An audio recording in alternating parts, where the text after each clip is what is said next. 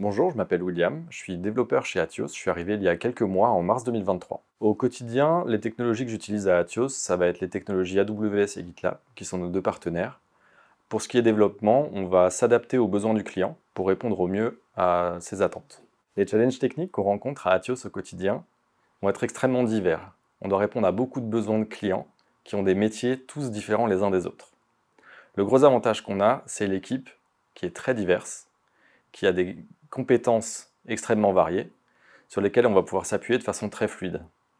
Le plus important à Atheos, c'est la solidarité, ce qui permet de répondre à toutes les problématiques qu'on va rencontrer au quotidien. Nos cycles de développement à Atheos, généralement, ils sont plutôt agiles. On va essayer d'avoir une communication extrêmement fluide, que ce soit entre nous ou avec le client. Quand on a besoin, on va solliciter les uns les autres. Néanmoins, si on a besoin d'avoir une approche un petit peu différente, on n'aura aucun problème à s'adapter aux besoins d'un client. Si je devais convaincre une ou un dev de nous rejoindre, il y aurait 3 points que je voudrais aborder. C'est la diversité des missions.